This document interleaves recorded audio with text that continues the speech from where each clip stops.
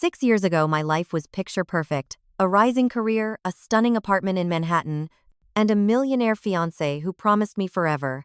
I thought I had it all until the night. My younger sister came to our engagement party and looked a little too comfortable beside him. Back then, I brushed it off. I thought she's just being her flirty self. I couldn't have been more wrong. 3 months before the wedding, my fiancé grew cold, distant, secretive, and then one rainy afternoon I walked into his office unannounced and caught them. My sister, my fiancé, arms around each other like I never existed. I left everything behind, moved across the country, rebuilt my life from scratch. And I promised myself one thing: if they ever crossed paths with me again, I wouldn't cry, I'd make them regret it. And that moment came at our mother's funeral. She walked in wearing black and diamonds, clinging to the man she stole, and sneered at me like I was still broken. Poor you, still alone at 38. But I wasn't alone. What happened next, that look on her face when she saw who my husband was? I'll never forget it. Stay with me, because by the end of this story, you'll understand exactly why revenge is a dish best served in silence with a smile, and sometimes karma shows up wearing a suit with your last name. My name is Laura Brennan. I'm 38 years old, a senior financial consultant based in Chicago. And until recently, I thought I had finally left the ghosts of my past behind me. After a devastating betrayal 6 years ago, I packed up what was left of my dignity and moved across the country, determined to build a new life from scratch. I married a man who saw beyond my broken pieces, and I carved out a career that made me proud. But standing here back in Boston for my mother's funeral, I realized some ghosts don't stay buried. The church was already half full. When Daniel and I arrived, the morning was gray and wet, a fitting backdrop for grief. I took my husband's arm as we stepped inside. Daniel, tall, calm, composed in his tailored black suit, nodded respectfully at each family friend who offered condolences. His presence grounded me. This was not just my mother's farewell. This would be the first time I saw my sister Melissa in over 6 years. Whispers began just moments after we took our seats. I felt the shift in the room before I saw her heads turned. A hush fell across the pews like a gust of cold air. I turned slowly. Melissa swept in like she was walking a red carpet, not entering her mother's funeral. Her designer coat clung to her slender frame, and her heels clicked dramatically against the stone floor. But it wasn't her outfit that drew the attention. It was who she was holding on to. Ethan Caldwell, my ex-fiancé. The man I once believed I would marry. He was the picture of smug success in a fitted charcoal suit. His hand wrapped possessively around Melissa's waist, and there it was on her left hand. The diamond ring, my ring, the same 5-carat oval diamond he'd used to propose to me. Back when I thought fairy tales were real, I remained still expressionless, but inside something old and bitter stirred. They made their way to the front row directly across from us. Melissa locked eyes with me and gave a saccharine smile. Then she leaned in, just enough for her voice to carry. "Poor you," she whispered, her lips barely moving. 38, and still alone. I got the man, the money, and the mansion. You got this. Daniel, unaware of the brewing storm, was speaking quietly to the funeral director but heard every syllable. So did Ethan, whose gaze flicked toward me with a mixture of tension and something else, recognition. I smiled. It wasn't forced. It was the kind of smile that comes not from happiness, but from knowing something the other person doesn't. "Melissa," I said sweetly, "have you met my husband?" Yet she blinked. "You're what, Daniel?" I called, motioning him over. He stepped forward with a calm, commanding presence. "Yes, love. This is my sister," I said, placing a hand gently on his arm. Daniel extended his hand to Melissa, who hesitated for a split second too long before taking it. Then Ethan stepped forward, and when he saw Daniel's face, he froze. Color drained from Ethan's cheeks, as if the blood had fled in fear. His lips parted, but no sound came out. Daniel tilted his head almost playfully. "Ethan Caldwell, I'd say it's been a while, but that would imply I missed you." Ethan coughed awkwardly. "Foster." "Daniel Foster. I didn't realize." "I'm sure you didn't," Daniel replied coolly. "Melissa looked between them, confused. "Wait, you two know each other?" Daniel turned to me with a soft smile. "Your sister's husband and I crossed paths in the past. Let's just say we were on opposite sides of a major investment bid 5 years ago. I won. He lost spectacularly." Ethan's jaw clenched. Daniel turned back to him, lowering his voice just enough for only the 4 of us to hear. "That loss put your firm under, didn't it? Shame, but I suppose we all land somewhere." The air between them grew heavy-charged. I felt the satisfaction swell quietly within me. Melissa stepped back. As if unsure whether to defend her husband or retreat, she stared at Daniel, truly seeing him for the first time, then looked at me uncertain. This wasn't the woman she remembered. I wasn't the older sister she used to mock, steal from, and dismiss now. I was the one who had something she didn't understand: respect, peace, and a man who stood by me, not for image, but for love. Daniel turned to me again. "Shall we find our seats, darling?" Of course, I said, my smile widening as we walked away. I didn't look back. I didn't need to, because in that one moment the power had shifted, and this was only the beginning. Laura had always been a woman of ambition and poise. At 32, she was already the director of marketing for a prestigious firm in Boston with a corner office and a view of the Charles River. Her work ethic was legendary, her leadership admired, and her personal life, at least on the surface, was flourishing. She had recently gotten engaged to Ethan Caldwell, a charming, brilliant tech entrepreneur who had made his first million before turning 30 together. They were seen as a power couple, magnetic, successful, and enviable. Their names were often dropped in social circles, their appearances at charity, galas, and black tie events always attracting admiration. Ethan had proposed to her during a private dinner aboard a yacht in Boston Harbor, presenting her with a stunning 5-carat diamond ring. The proposal had been perfect. Her parents were thrilled. Even her younger sister Melissa had seemed genuinely excited when she called to share the news. Laura chose Melissa to be her maid of honor without hesitation, despite their complicated childhood. Laura believed this wedding could be the opportunity to reconnect, to rebuild a bond that had long been strained by years of subtle rivalry. Growing up, Melissa had always lived in Laura's shadow, where Laura was academic-focused, and organized Melissa was spontaneous, emotional, and competitive. Their mother, Judith, had tried to balance the dynamic, but there had always been friction. Melissa craved attention, especially when Laura received praise or achieved something new. Yet Laura had always brushed it off. She was the older sister, she believed in setting an example. The engagement sparked a whirlwind of planning: venues, dress fittings, cake tastings. Laura found herself juggling work and wedding prep with meticulous energy. Melissa offered to help. She accompanied Laura to vendor meetings and even volunteered to manage some of the appointments when Laura was too busy. With back-to-back client presentations at first, it felt like a breakthrough in their relationship. Melissa laughed more, texted often, sent photos of centerpieces for opinions, and even brought coffee to Laura's office on a few late nights. But as the weeks progressed, something shifted. Laura began noticing small, almost imperceptible signs during one dinner at their parents' home. Melissa laughed just a little too long at Ethan's jokes. She touched his arm during conversations, complimented his shoes, asked questions about his company that Laura herself hadn't even thought to ask. Once Laura walked into the room and caught Melissa quickly shifting away from Ethan, her expression unreadable. She didn't say anything. Laura told herself it was harmless. Melissa was just being friendly. She wanted to be included after all. Ethan had a way of charming everyone. He made people feel important.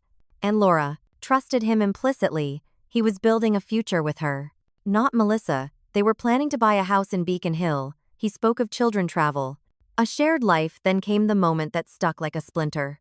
Their mother, Judith, was helping with the guest list when she paused, glancing toward the living room where Ethan and Melissa were chatting on the couch. "Sweetheart," she said softly, "has Melissa been unusually close to Ethan lately?"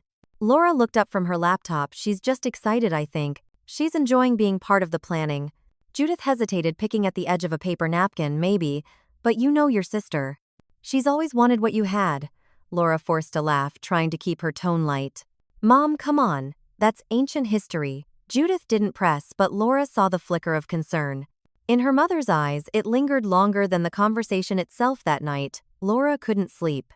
The memory of Melissa's laugh, her hand on Ethan's arm, replayed in her mind, but even then, she dismissed it. She loved Ethan, and love meant trust. She refused to become paranoid over shadows. As the wedding approached, Ethan began working longer hours. He claimed his startup was preparing for a new funding round. He often took late calls in the guest room, citing overseas investors. Their Friday date nights became sporadic. His phone buzzed constantly, and he guarded it more closely than before. Still, Laura believed in him. It wasn't until the engagement party that the doubt fully crept in. The event was held at her parents' home, a grand affair in the backyard, Beneath strings of lights and flowing champagne, Melissa had helped with everything. She wore a figure-hugging red dress that turned heads, and Ethan seemed distracted all night. Laura noticed how often his gaze drifted across the room to Melissa once, when she caught him staring. He quickly looked away, and busied himself refilling drinks later that evening, as guests were leaving. Laura caught her sister staring out the kitchen window, a strange expression on her face. "You, okay?" Laura asked. Melissa turned too quickly. "Just tired, long day." Laura nodded but couldn't shake the feeling that something was slipping through her fingers. A week later, Laura was folding laundry when she found a faint scent on Ethan's collar, a heavy floral perfume that she didn't wear. When she asked about it, Ethan brushed it off. "One of the investors hugged me goodbye." She practically bathed in the stuff. Laura laughed it off when she mentioned it to her mother over lunch. Judith said gently, "It never hurts to keep your eyes open, honey, still." Laura buried her worries. She had always been rational, trusting, secure, but somewhere beneath the surface, the foundation of her world was already beginning to crack. Laura's days after the engagement party were filled with a strange, creeping tension. Something was shifting in the air, invisible yet heavy.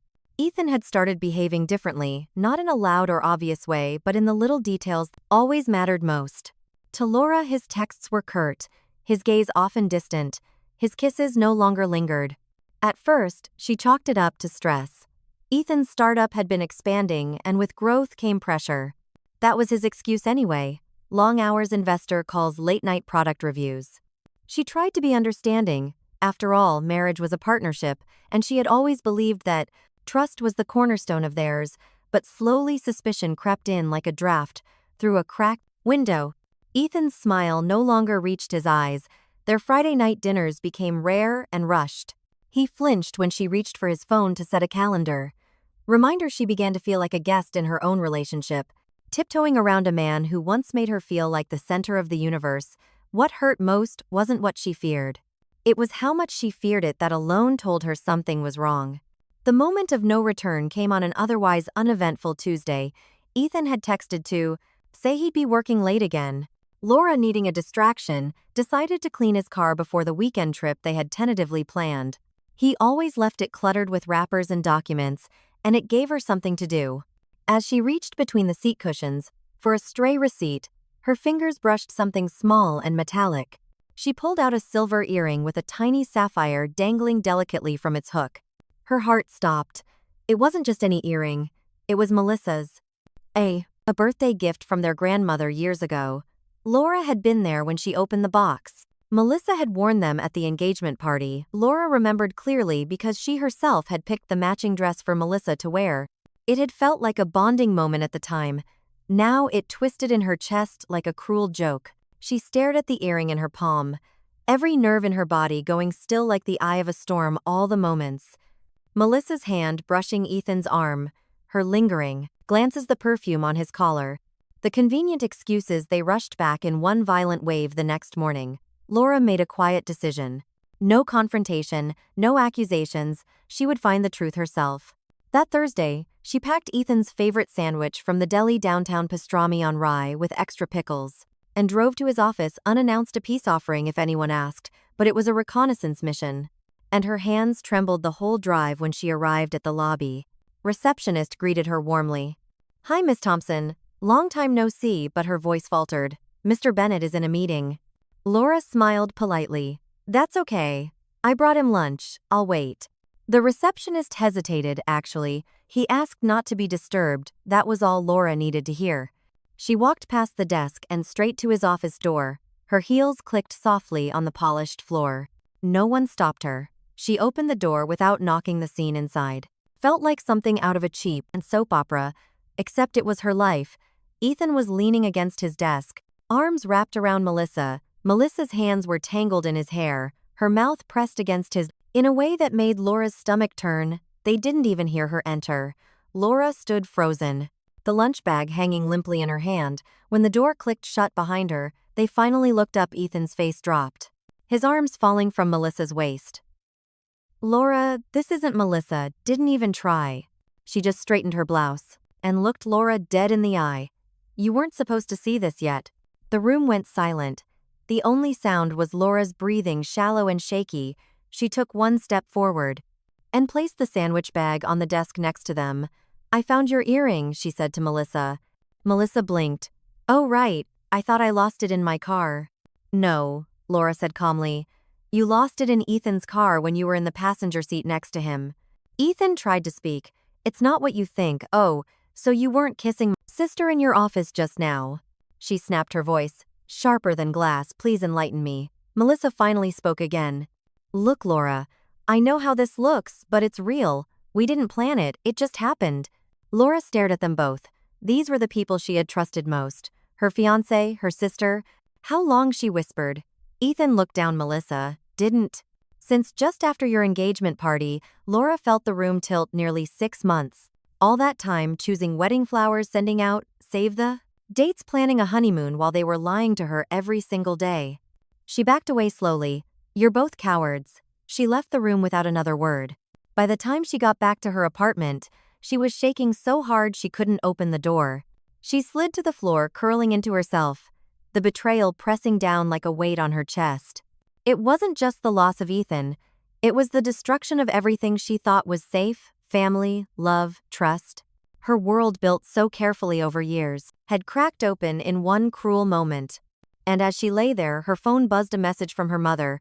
"Call me as soon as you can. Your father and I are worried." Laura didn't answer. She couldn't. Not yet. That night, the engagement ring sat on her kitchen counter under the harsh glow of the overhead light, cold, empty. Meaningless, just like Ethan, and just like the promises he made. Laura didn't remember the drive home. All she could recall was the tightness in her chest, the way her hands trembled on the steering wheel, and how every traffic light seemed to blur behind the tears flooding her eyes. The image of Melissa and Ethan entwined in that office haunted her like a cruel painting etched onto the back of her eyelids. It wasn't just betrayal. It was annihilation of everything she believed about love, family, and loyalty. She didn't eat that night. She curled on the bathroom floor, still in her work clothes, trying to stop the shaking. Her mother was the one who found her hours later using the emergency key when Laura didn't answer the phone. Grace held her daughter through the night, as if she could absorb the grief by sheer proximity. Thomas, her father, paced the living room like a lion trapped in a cage, muttering about confronting Ethan, about lawyers, about the wedding deposits. The days that followed were a blur of canceled plans and whispered condolences from friends too polite to ask what happened. Laura couldn't face anyone. She emailed her boss citing a family emergency and requested a leave of absence. She was in no condition to lead marketing campaigns or meet clients. Her body was present, but her spirit was fractured beyond function.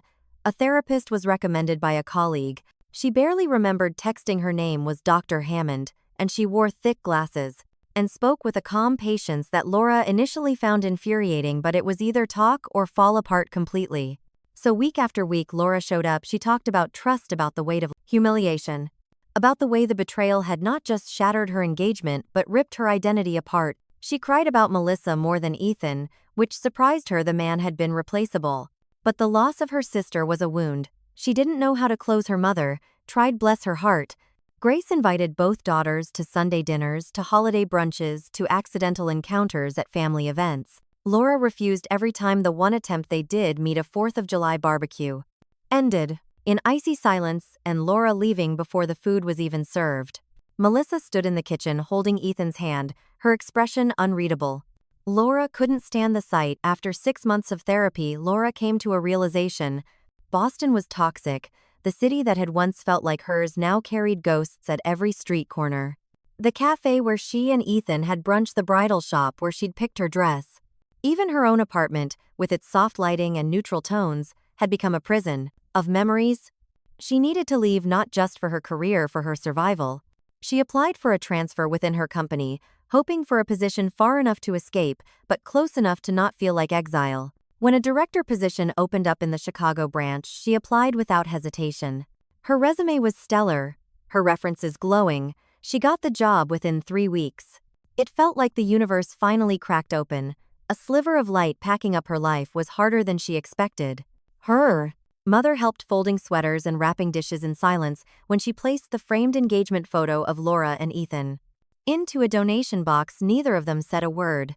Laura paused at her writing desk, pulling out a blank sheet of stationery. She didn't plan to say goodbye to Melissa and Ethan in person, but something inside her needed closure. One final statement. Her pen moved slowly, deliberately. When you lose everything. Remember, you once had a sister who would have given you the world. She didn't sign it. She placed the note in an envelope. Left it at Melissa and Ethan's apartment door. The morning of her flight. No knocking, no explanations. Just silence. Chicago greeted her with cold wind and unfamiliar streets. Her new apartment was smaller, modern and filled with untouched potential. She bought no souvenirs from Boston. No reminders. Her wardrobe changed. Her hair, once styled for client meetings and social appearances, and was now tied up loosely without effort. But there was strength in her simplicity. She wasn't rebuilding, she was becoming someone new. The city didn't know her story. And for the first time in a long time, that anonymity felt like peace. Chicago felt colder than Boston. Not just in weather, but in the way everything seemed unfamiliar. Laura had only packed the essentials. Her books, some clothes, and her mother's locket. Everything else had been left behind, just like the shattered pieces of her life. Her new apartment was modest but clean, tucked into a quiet neighborhood not far from the office of the mid-sized marketing agency that had offered her a position. It wasn't the corner office she'd had back in Boston. But it wasn't pity work either. The firm had heard of her past work and they respected her experience. It was a place to start again. Still, the silence at night was deafening. The first few weeks, Laura often found herself crying into her pillow. The betrayal still echoed in her bones. And even though she had left Boston behind, the memories chased her like shadows. She missed her mother's voice, the way she'd quietly slide folded laundry across the table without a word, always signaling, "I'm here." That presence was gone, and her father, well, he tried to call. But there was always something hollow in his voice. Now it was at a marketing innovation conference downtown. On a brisk autumn morning that she first met Daniel Hayes, he was one of the guest speakers. Presenting a session on brand longevity and consumer loyalty. He didn't dominate the room like Ethan used to. There were no exaggerated gestures or flashy slides. Daniel's voice was steady, thoughtful. Every word felt like it had been weighed before being shared. Laura noticed how everyone leaned in to listen. Not because he demanded attention, but because he quietly earned it after the session. She waited behind in the hallway to introduce herself. It wasn't romantic interest. Not even close. It was curiosity about his ideas, about his calmness, about how someone like him had that kind of grounded energy. "I really appreciated your take on long-term engagement," she said, extending a hand. He smiled, taking it firmly. "Thank you. Most people just want quick wins. No one wants to talk about patience anymore. That's a word I'm trying to relearn," she said quietly. He paused, studying her face just a second longer than necessary. "Sometimes patience is the hardest kind of strength," he said, "especially when you've been hurt." That was it, the moment she knew he understood something about her that she hadn't said out loud. They exchanged business cards, as people do, and Laura didn't expect anything more. But a week later, she received an email. "Would you be interested in coffee and continuing the conversation on loyalty, brand or otherwise?" She almost didn't respond, but something about his message made her smile. There was no pressure, no charm for charm's sake, just a quiet sincerity. Their first meeting was at a local cafe on the Riverwalk. Daniel arrived early and had already ordered her a coffee black with a dash of oat milk. "I guessed," he said. "You seemed like someone who doesn't like things too sweet." They talked for 2 hours about work, about books, about cities. They'd lived in nothing personal, at least not deeply so. But there was a gentleness to Daniel that put her at ease. Over the next month, they met twice more. Once for lunch near her office, and once for a museum exhibit on advertising in the 1952nd. It was all friendly, professional, safe. Then one evening she found herself telling him about Ethan. Not the whole story, but enough for him to pause, set down his fork and say softly, "My ex-wife had an affair with my business partner, took him and half the company. So I think I understand." Laura blinked, stunned, not just by the similarity of pain, but by the way he said it, without bitterness, without drama, just a man who had survived. From there, things shifted slowly, with no grand declarations. Daniel never rushed her, never flirted just to test waters. He remembered small things that she hated. Red roses, preferred walking to driving, and always checked expiry dates on everything she bought when panic crept in. Daniel noticed he didn't question it. He let her have space, but also gently anchored her when she needed it. When she mentioned going back to therapy, he offered to recommend someone if she wanted. Not because she was broken, but because he knew what healing looked like and how long it could take. They didn't talk about the future, not yet. But there was a quiet rhythm beginning to form between them. And for the first time in a long while, Laura felt something that resembled peace. One evening, she stood by the window of her apartment, sipping tea as Daniel read on the couch. The lamp cast a warm light over his face, and she thought not of Ethan, not of Melissa, not of what she had lost, but of what she had started to find again: safety, respect, stillness. Not the kind that comes from absence, but the kind that comes from presence. Beginning of something real. Laura never expected to feel safe with a man again, not after the heartbreak in Boston. Not after the betrayal by the two people she had once loved most, but as the months passed in Chicago, something about Daniel's steady presence softened the edges of her guarded heart. He wasn't flashy like Ethan, didn't shower her with grand gestures or promises he couldn't keep. Instead, Daniel offered small, consistent acts of kindness, the kind that built trust slowly like bricks, carefully laid one by one. A warm cup of tea waiting for her. After a long day, a handwritten note slipped into her book, a quiet hand reaching for hers when the past tried to haunt her again. Their relationship blossomed not with fireworks, but with quiet certainty. They shared their deepest wounds without judgment. Daniel, too, had been betrayed by a wife who'd left him for his business partner, nearly destroying everything he had built. The pain hadn't hardened him, though. If anything, it made him more empathetic. Laura found herself opening up in ways she hadn't in years, letting go of the shame and bitterness she had carried for so long. One early spring afternoon, nearly a year after they met, Daniel invited Laura to a small botanical garden on the edge of the city. The sun was just warm enough to make the cherry blossoms bloom, and birds flitted among the branches. They walked slowly through the winding paths, speaking little. Laura had no idea what was coming. When they reached a quiet corner shaded by wisteria vines, Daniel stopped and turned to face her. He didn't kneel. He simply took her hands in his and said, "Laura, loving you has reminded me that life still holds beauty. Even after the storm, I don't need a perfect story. I just want one that's real with you. Will you marry me?" He opened a small velvet box to reveal a delicate ring, an emerald set between two modest diamonds. It wasn't extravagant. It didn't shout for attention. It whispered of thoughtfulness and meaning, of a love that had grown out of ashes. Laura's heart clenched. She wasn't sure if the tears that welled in her eyes came from fear or gratitude. Maybe both. For a moment she hesitated. The ghosts of the past flickered behind her eyes. But when she looked at Daniel, truly looked, she saw not just the man who had been patient with her grief, but someone who had chosen her every single day without conditions. Her voice shook slightly when she whispered, "Yes." The wedding was small, intimate, and utterly peaceful. They held it in a restored, historic chapel in downtown Chicago with only a few close friends and Daniel's sister in attendance. There were no grand toasts or dramatic first dances, no elaborate decorations or social media announcements, just soft music, warm candlelight, and the quiet presence of people who genuinely wished them well. Laura's side of the chapel remained empty. There had been no calls to her parents, no invitations sent to Melissa. Not out of spite, but out of self-preservation. Her relationship with her family had become a scar. She no longer tried to hide, but no longer wished to reopen. Either she had learned the hard way that some distances were necessary. Daniel understood without her needing to explain. He never once pressured her to reconcile or suggested reaching out. He simply held her hand through the ceremony, through the reception dinner afterward, and through the night as they returned to their small apartment in Lincoln Park. For the first time in years, Laura slept without dreams of betrayal. What she didn't know, what Daniel had quietly kept to himself, was the deeper irony woven into their story. Years ago, back in the volatile world of tech startups and investment circles, Daniel's firm had directly competed with Ethan's in a high-stakes pitch that would determine the fate of two fledgling companies. Daniel had backed the right one.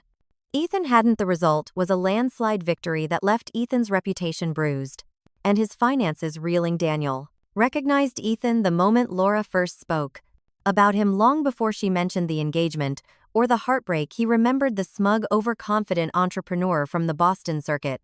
And now he was the man who had hurt Laura in ways she still couldn't fully speak about. Daniel never planned for revenge. He never even told Laura the full story.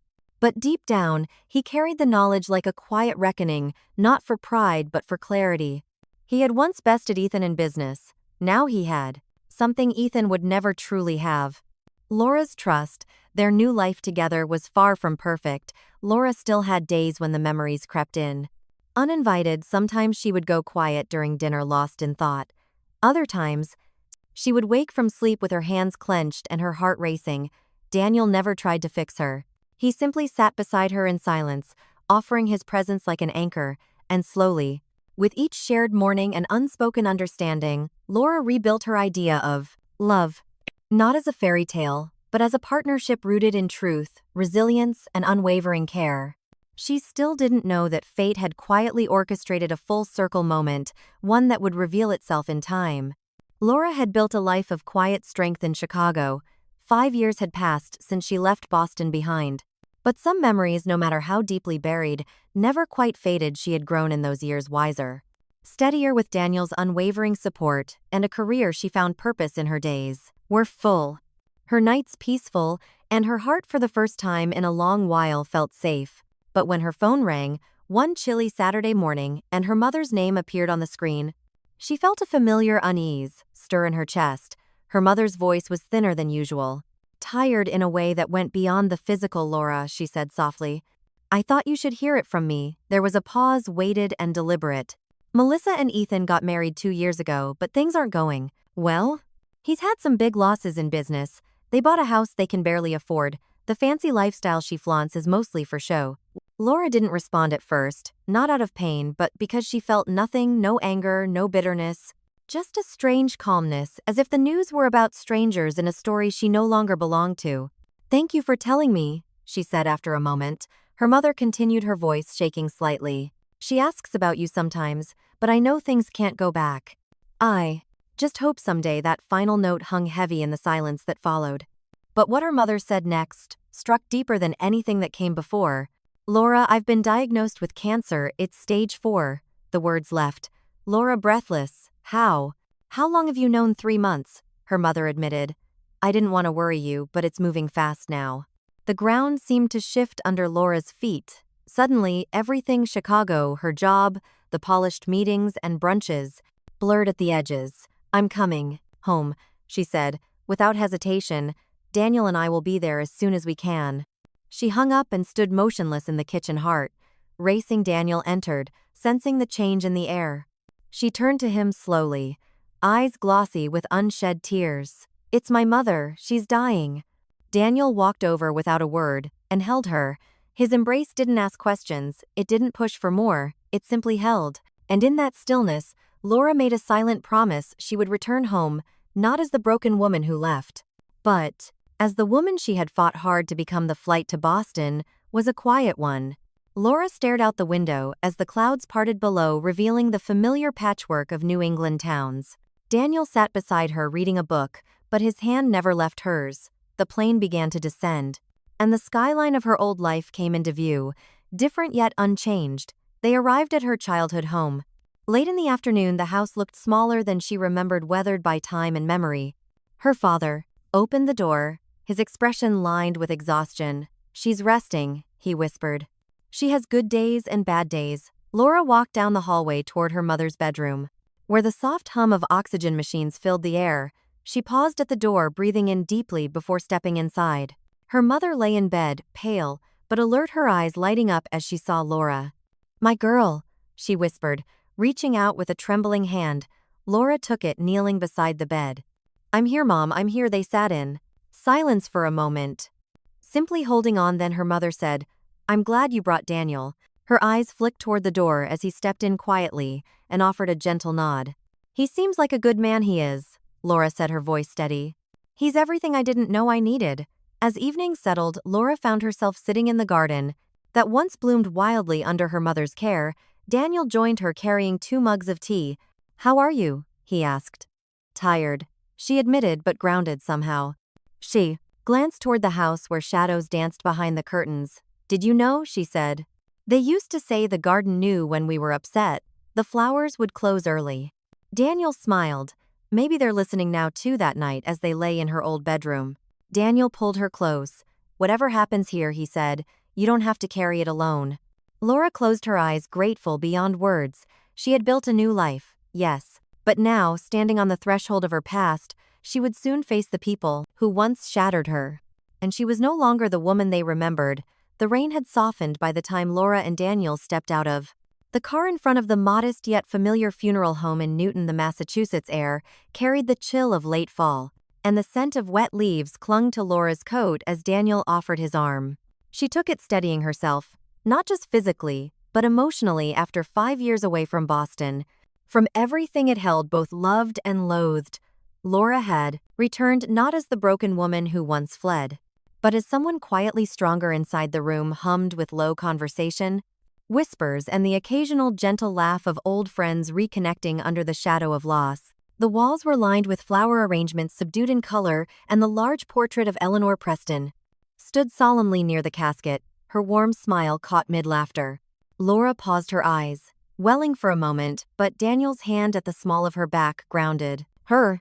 Relatives she hadn't seen in years came forward. Cousin Janet, still sharp-tongued and observant.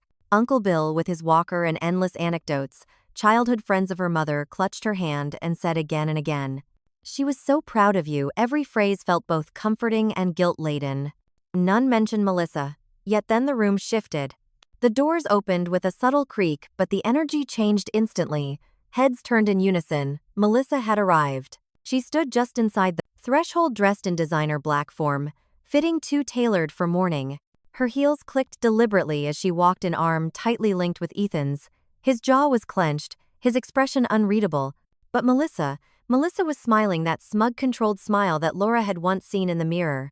Before everything unraveled, she carried herself like a victor, and yet Laura could see it now. The stiffness behind the eyes, the too perfect posture. It was a performance. As they moved through the prosper room, offering hands and shallow condolences, Laura could feel eyes bouncing between the sisters, the past and the present colliding silently. Daniel, ever composed, leaned in and said softly, "Would you like to leave?" "No," Laura replied, voice firm. "Let's say hello." They met at the front of the room near the photo of Eleanor. Melissa approached first, letting go of Ethan's arm just before reaching them. Her eyes scanned Daniel, calculating. Then back to Laura. "Nice to see you, sister," she said, her voice carried too clearly. "Still fond of simple black?" "I see." Laura simply nodded. "And you're still fond of dramatic entrances?" Ethan stepped forward, extending his hand toward Daniel. "Ethan Reynolds," he said, trying to keep his tone neutral, professional. Melissa's husband. Daniel looked at him, calm, unblinking, then smiled. "Ah, Reynolds, we meet again." The pause was heavy. Ethan's hand froze in the air. His face lost a shade of color, subtle but noticeable to anyone paying attention. Melissa blinked, confused. Around them, murmurs began to stir. A few older guests nearby tilted their heads, sensing something had passed that they didn't quite understand but knew was significant. "You two know each other?" Melissa asked, a beat too late. Daniel didn't look at her. "We've crossed paths," he said casually, letting the moment hang before turning back to Laura. "Shall we find seats?" They left, Melissa and Ethan standing there. But the damage was done. Ethan's composure, the years of rehearsed pride and careful, reconstructed masculinity, cracked ever so slightly under that one line. Daniel's presence wasn't just uncomfortable, it was threatening, not physically but reputationally. Ethan's world had always been built on ego, status, perception, and now the man standing beside his ex-fiancé was not only her husband, but someone from his professional past, a reminder of his very public failure. As Laura and Daniel sat in the front pew beside her grieving father, she glanced once over her shoulder. Melissa was whispering something sharply to Ethan, her fingers clenched around his arm. He looked furious for a moment. Laura's eyes met. Melissa's no words passed, but something else did. Understanding, Melissa was beginning to realize that whatever victory she thought she had claimed 6 years ago was a hollow one, and Laura, without having to gloat, shout, or even lift her voice, was reclaiming something far more powerful than vengeance. She had her life back, and it terrified them.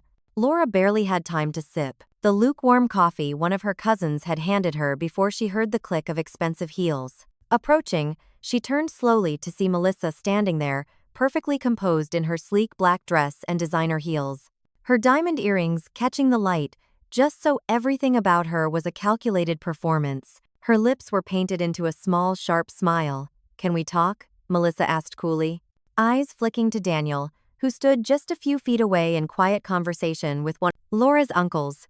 Laura nodded once silently. She didn't owe Melissa anything, but her mother's voice still echoed in her mind. Soft, worn with illness, but firm in her dying request. Try for yourself if not for her. So she followed Melissa through the hall of murmuring guests past the floral arrangements, and framed photos of their mother into one of the smaller private rooms of the funeral home. The moment the door shut behind them, the air shifted. Melissa leaned against the windowsill, arms crossed, tightly. "I see you've managed to make quite an entrance," she said, tone clipped. The perfect grieving daughter, the perfect husband, always so composed, must be nice. Walking around like none of this affects you. Laura kept her voice. "Even it does affect me, Melissa.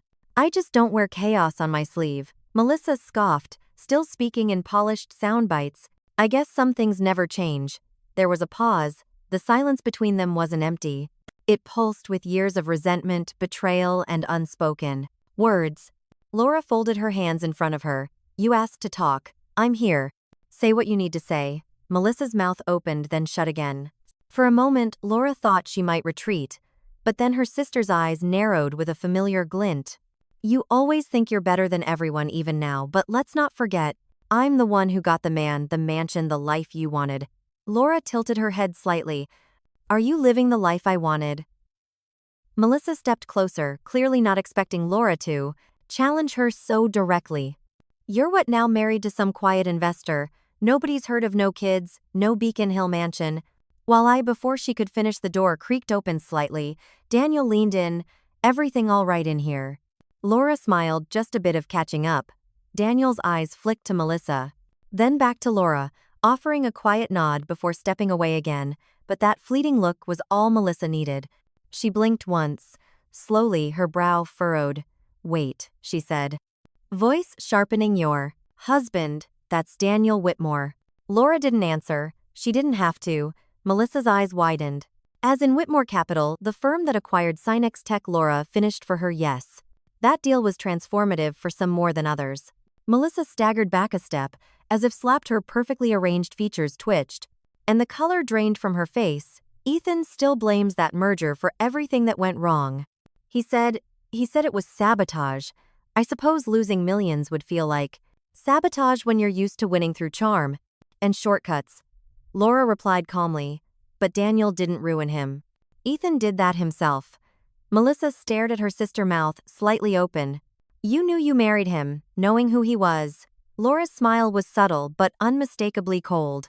"No, Melissa, I fell in love with who he is. The rest was poetic." Melissa sank into one of the chairs, the fight seeming to drain out of her. Her voice, when it came again, was a whisper. "You have no idea what it's been like, living with him. Everything we bought was on borrowed money. His company is a shell. He tracks my spending checks. My phone, I can't breathe in that house." Laura sat across from her, finally seeing, not the haughty sister who had paraded her conquest 6 years ago, but a woman cornered by her own choices. "Then leave," Laura said simply. "I can't, not easily. There's a prenup." And Melissa stopped herself, wiping at the corner of one eye with an impatient hand. "And I'd have to admit I made a mistake, that I destroyed my family for nothing." Laura studied her sister for a long moment. "You didn't destroy our family, Melissa. You fractured it, but some things can be mended. Others we live with." Melissa looked up, eyes glossy. "Do you hate me?" Laura didn't answer right away. Instead, she reached into her purse and pulled out an old folded piece of paper, creased at the edges from being opened many times. She handed it over. Melissa opened it, brows furrowing. It was a letter. Her mother's handwriting, soft and familiar. "If you ever find each other again." It read, "Remember that forgiveness is not a gift to the other person. It is freedom you give yourself." Melissa clutched the paper like a lifeline. Laura stood. "I don't know if I can forgive you yet, but I can listen." Melissa's breath hitched. "That's more than I deserve." Laura looked back before opening the door. "Yes," she said softly. It is the house had quieted again. Most of the guests had left after the small reception. Only soft footsteps remained scattered. Among the creaking hardwood floors of Laura's childhood home, the air was filled with the faint scent of lavender, and old paper mingled with the familiar aroma of the cedarwood box. Her mother used to keep her most personal things. Laura was in her mother's bedroom folding the last of the scarves, when her hand brushed against a hard leather cover beneath a stack of sweaters. She paused, her breath catching as she pulled it free. A worn olive green journal, the kind her mother always wrote in but never shared. Her initials EP were embossed faintly on the front. Laura hesitated for a moment. Then she sat at the foot of the bed, opened to the last written pages, and began to read. My daughters, my greatest joy and my greatest heartbreak, I raised them to love, to trust, to lean on each other, but somehow I failed somewhere along the way. They stopped seeing each other as sisters and began seeing each other as rivals. I don't blame one more than the other. Life is never that simple, but the ache in me grows heavier knowing I might leave this world with them. Still estranged, Laura pressed a hand to her mouth, blinking rapidly. Her mother's handwriting had grown more frail on the last few pages, but the emotion was no less powerful. I wish I could hold their hands, place them together one last time and say, look at each other. Really look. See the little girls you once were. Remember the secrets you shared, the games you played, the nights you held each other during storms. That bond still lives beneath the rubble. I know it does. And maybe when I'm gone, they'll see each other again, not as adversaries, but as survivors of the same storm. Laura closed the journal and sat in stillness for a long while, letting the grief swell not just for her mother's passing, but for the years lost between two people who were meant to be allies, not enemies. There was no more anger in her, only a dull, aching sorrow. She rose quietly and stepped out into the hallway. Melissa was in the guest room, seated on the edge of the bed, staring at her phone but not really seeing it. Laura knocked once and entered. Melissa looked up, startled, unsure of what to expect. I found something, Laura said softly. You should read it. She handed her the journal, open to the page. Melissa took it warily, then lowered her eyes to the handwriting she knew as well as her own. She read silently, lips parting slightly as she absorbed each word. When she finished, she kept her gaze on the page. Her shoulders trembled. She never told me she felt like this. She didn't tell me either, Laura replied, sitting beside her. But I think we both knew. Melissa closed the journal, holding it against her chest. Her voice cracked. I thought if I had everything you lost, Ethan, the life I would finally feel whole, but I felt like I was drowning ever since. And every time I tried to tell someone to admit I was miserable, I heard her voice telling me to hold it together, to be strong, to not let shame ruin what little I had left. Laura looked over at her sister. The arrogance, the sharpness, it was gone. In its place sat a woman unraveling, weary from carrying guilt that had eaten away at her for years. I've lived with the weight of what I did. Every single day, Melissa whispered, there's not a morning I wake up where I don't wish I could go back and stop myself. Not for Ethan, God, no, but for what I did to you, to us. Laura's throat tightened, but she kept her tone. Even you can't go back, neither can I. Melissa turned toward her, eyes glistening. Do you hate me? No, Laura said, and she was surprised by how easily the truth came. I did for a long time, but hate it rots you from the inside. I don't want that anymore. Melissa let out a small breath, half a laugh, half a sob. I don't expect forgiveness. I'm not ready to give it, Laura replied with honesty. But no harshness, but I'm ready to stop fighting a war that's already over. The two women sat in silence again, not quite at peace, but no longer at war. Outside, the wind rustled the bare trees and a single leaf tapped against the window glass, like a soft reminder that time keeps moving no matter how long the pain lingers. Melissa opened the journal again, running her fingers along their mother's words. She wanted us to find our way back to each other. She wanted us to see each other, Laura said, and for the first time in 6 years, they did. Melissa filed for divorce on a gray Tuesday morning. There was no grand confrontation, no storm of accusations, just a quiet meeting with her attorney, a few tense documents, and a final text to Ethan that read, simply, I'm done pretending. He didn't respond.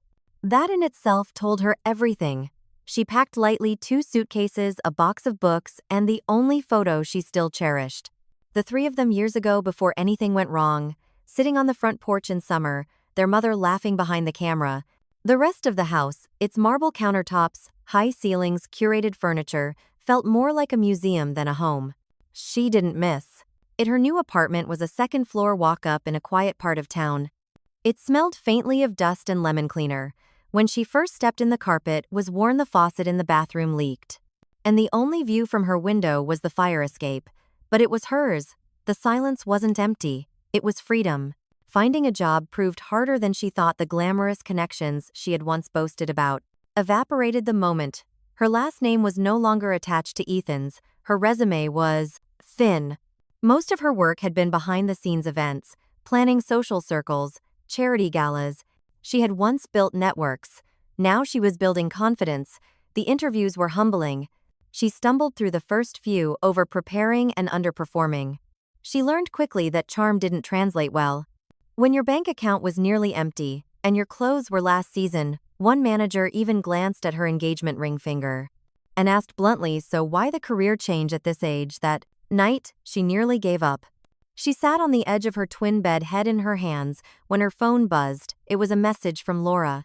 I know it feels impossible right now, but you're not alone. It wasn't dramatic. It wasn't emotional, but it pierced straight through. Melissa stared at the screen for a long time before typing back, "Why are you helping me after everything?"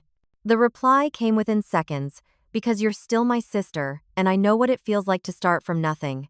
For the first time in years, Melissa cried, not out of shame, not out of frustration, but from the quiet relief of being seen. A week later, she landed a position at a local community center, coordinating small business workshops for women re-entering the workforce. It wasn't high profile, but it was real. She helped organize events, manage schedules, and unexpectedly found herself listening to other women's stories. Women who had been divorced, abandoned, displaced women who had made mistakes and clawed their way back. For the first time, Melissa didn't feel alone in her struggle. She felt useful. She and Laura began texting more frequently. Not every day, not deeply, but it was something. Sometimes it was a funny article. Sometimes a photo of their mother's old recipe written in crooked cursive. Sometimes just one word, "Today was hard." "I'm here." Trust didn't rebuild itself overnight. It came in small moments. When Melissa sent Laura a birthday card without overthinking it, when Laura asked Melissa for advice on a charity event she was hosting, little threads, stitching a torn seam one evening.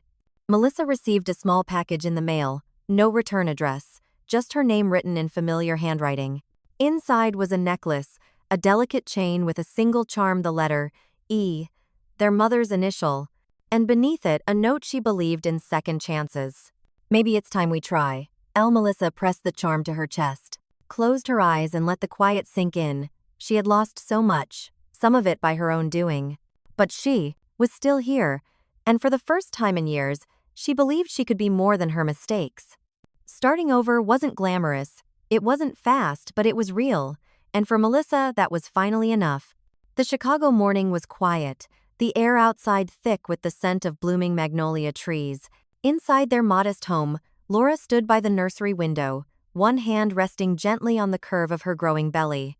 The soft pastel walls around her were freshly painted, the crib assembled, tiny socks folded neatly in drawers that had once been empty. A mobile of stars and clouds hung overhead, still gently swaying from Daniel's final adjustment the night before. She could hear him downstairs, humming low and off-key as he brewed his second cup of coffee. Their life together wasn't grand or glamorous. It wasn't the kind that earned magazine spreads or gossip columns, but it was kind and it was steady. And that was everything for years. She and Daniel had tried quiet hopes, subtle prayers, small disappointments swallowed with grace. The news had come unexpectedly on an ordinary Tuesday.